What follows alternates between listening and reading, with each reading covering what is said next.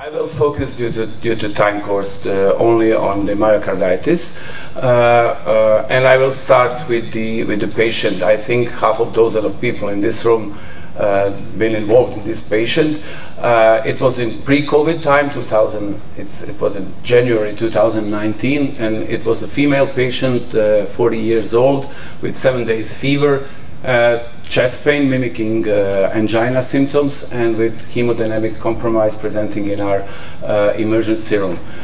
Her first ECG showed the atrial fibrillation with diffuse ST segment elevation on practically all precordial and all standard leads. These are her selected labs. As you can see, she came with slightly and severely elevated troponins, NT-proBNP with reduced renal function and with severely increased levels of the lactate, so basically presenting in the cardiogenic shock while she was in our ER department. So we don't have clear guidelines on myocarditis, we don't have clear what to do things, but we have position statement papers. I think from ESC, the last one was almost 10 years ago, from 2013, but we have a new position paper from Italian colleagues from 2020, and I will focus my talk mostly on that because it's, I think, very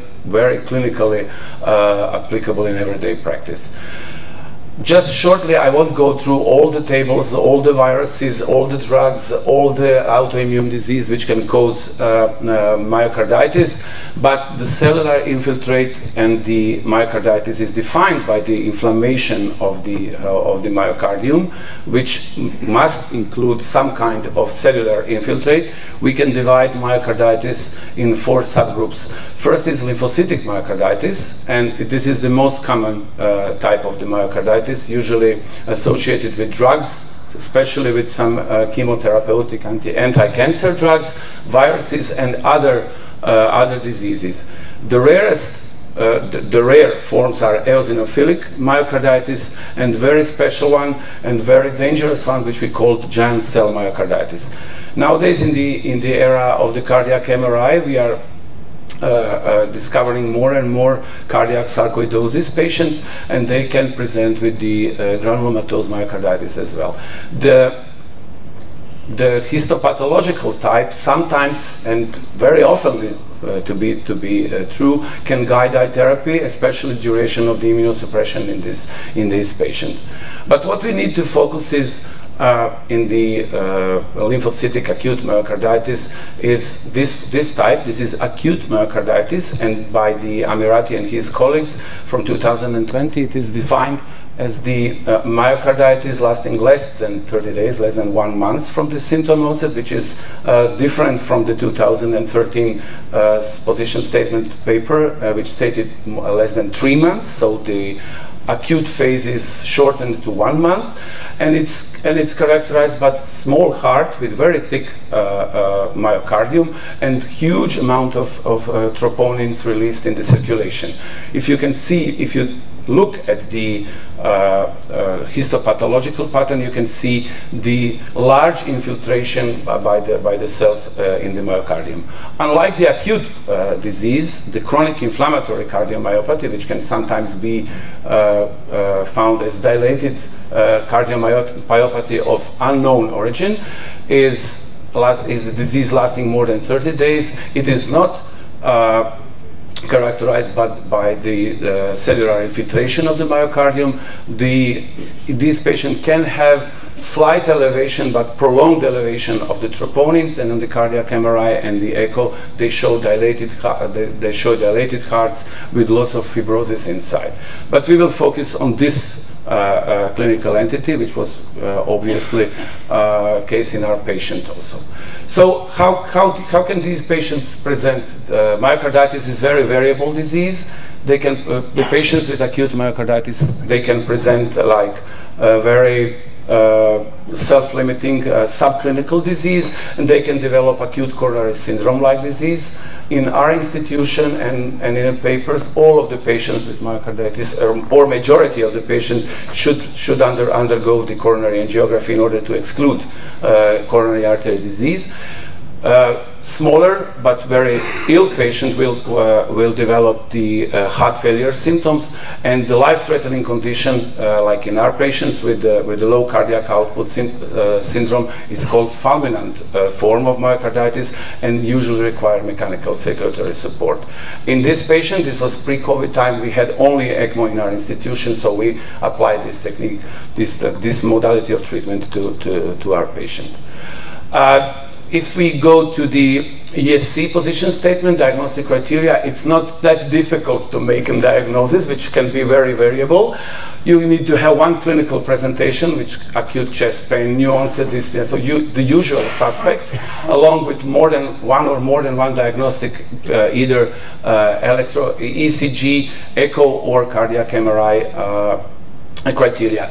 So if the patient is asymptomatic, like in a patient of chronic inflammatory disease, you need to have more than 2 diagnostic criteria in order to establish diagnosis. Once again, you need to exclude the coronary artery disease, which is defined the absence of the stenosis more than 50%. So these are the usual laboratory findings: full blood count, renal function and electrolytes, and of course troponins and the BNP. And of course we need to do an imaging. Today the cardiac magnetic resonance is a mainstay of the non-invasive treatment, but we do, and it is recommended to do a serial echocardiography exams on these patients, like we did in our patient, and we need to do serial ECGs because these patients are prone to have arrhythmia, and they, in more than 85% of cases, they will have some kind of ECG disturbances in their findings. So this is the echo of our patient. As you can see, we have here small cavity. We don't have dilated left ventricle, the very thickened myocardium, and severely reduced systolic function. Note here that we have hyper-echogenic areas of the myocardium placed subepicardially, which is typical for myocarditis, unlike the ischemic heart disease, which is placed usually in the subendocardial parts of the myocardium. We can see here that we have some slight pericardial effusion also. So this is myopericarditis in the final diagnosis, and you can see these are the calculations. This is bedside echo in the ICU of her low cardiac output state, and we calculated that her cardiac output was 1.7 liter per minute in this particular moment. But I think this is very important. Whenever we see the subepicardial involvement, we should suspect myocarditis in our patients. So this is the echo. What about MRI? Basically, it is indicated in all patients, but it has not been done in Croatia in all patients with suspected myocarditis. The exception is the only acute phase patients with severely hemodynamically compromised patients. But it is recommended when you go through the initial treatment and stabilize your patients, then you need to do cardiac MRI in your patient.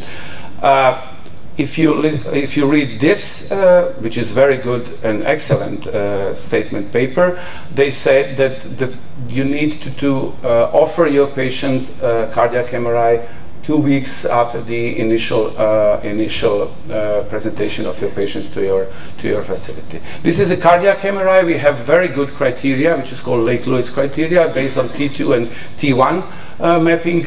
Again, we have focal inflammation, edema, and once again, epicardial to transmural distribution, unlike in ischemia patients.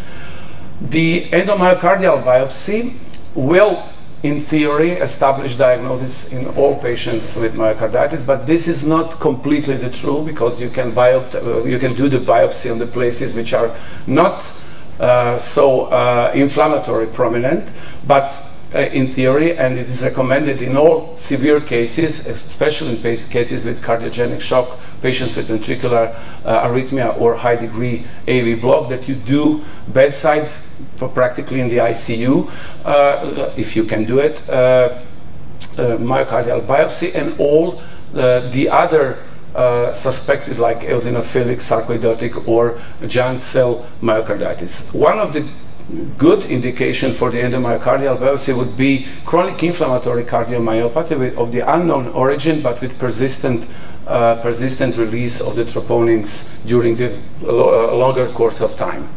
So this is what we can have while doing the biopsy. These are obviously from the papers, and these are the perfect pictures, which is not usually the case in the everyday clinical practice. This is one of the lymphocytic infiltration, as can be seen in the patients with viral or some drug-related myocarditis. This is eosinophilic. This is giant cell. This subgroup of patients is very, very in danger of developing shock, heart failure, and even death, and it is associated with very, very high mortality rate. And of course, this is granulomas seen in the sarcoidotic patients. So what about therapy? If the patient is hemodynamically at least some kind of stable, you can use the standard heart failure therapy by applying diuretics if the patient is volume overloaded, beta blocking agents or AC inhibitors. You should be very careful with the digoxin, and it is not routinely recommended in this patient. And if the patient is refractory on the heart failure therapy, you need to consider mechanical circulatory support, and in some cases transplantation. There is a growing number, there has been a growing number of the papers suggesting that this mechanical circulatory support treatment should be used as a bridge to spontaneous recovery along with other treatment options such as pulse doses of the immunosuppressive drugs and so on.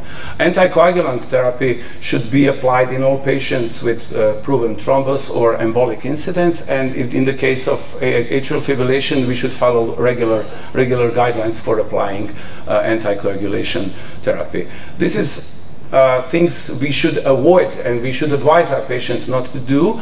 We should advise our patient to rest during the acute phase of the disease, not to take non-steroidal anti-inflammatory drugs because they are not effective and in some animal models could be dangerous to our patients. And of course we need to inform our patients to not taking any kind of alcohol drinks. This is I think the most important slide of my presentation. This is from once again from the Amiati and the colleagues. This is how we treat and how we manage our patient based on the risk stratification.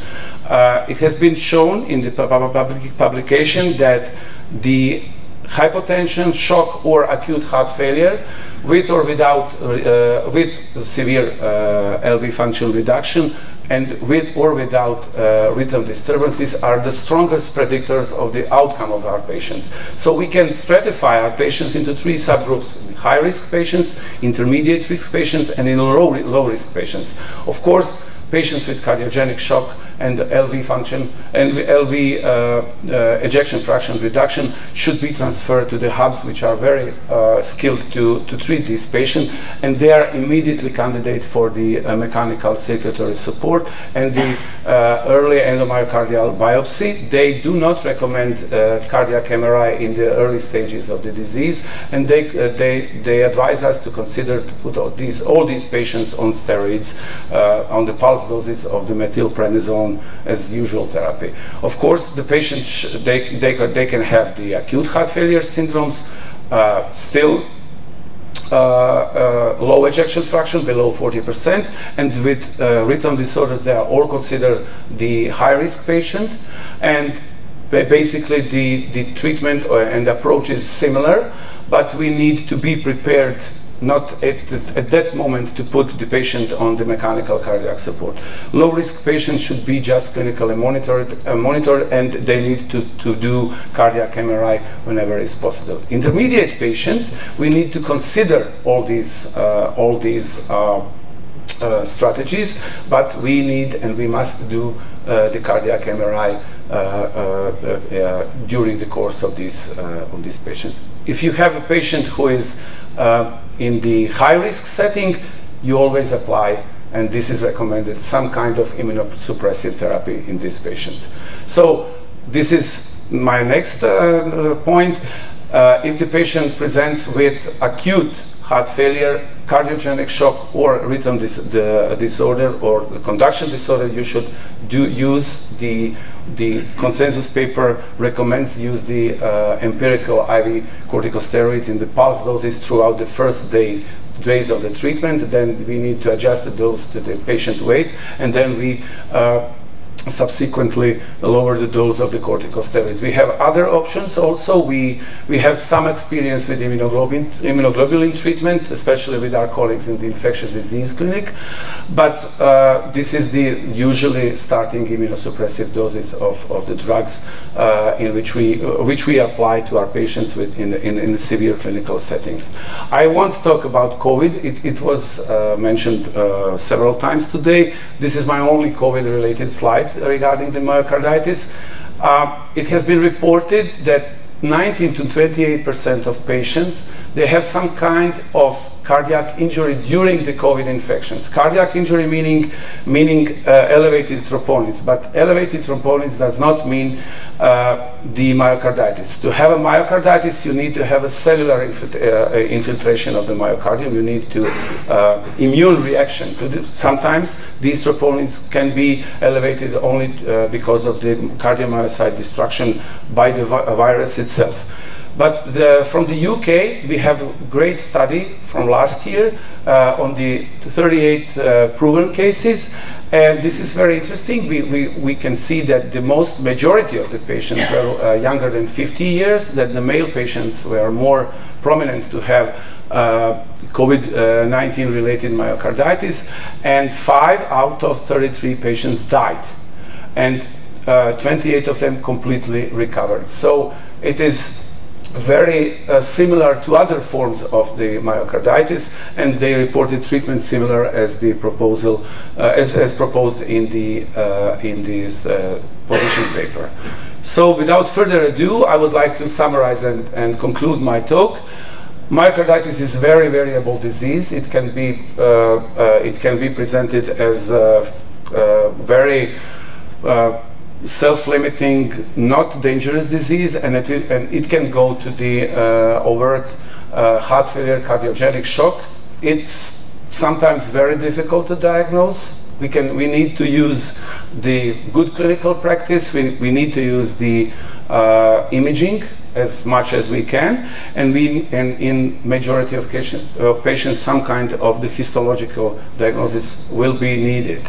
Prognosis is mostly related to the hemodynamic and rhythm consequences, and the general management is that of heart failure, cardiogenic shock, sometimes with mechanical circulatory support and cardiac transplantation. We need to closely follow up these patients, especially patients who were acutely very ill, and in our institution we do several echocardiograms during the first year after the discharge, and it is proposed by the papers which are cited throughout my lecture. Thank you very much.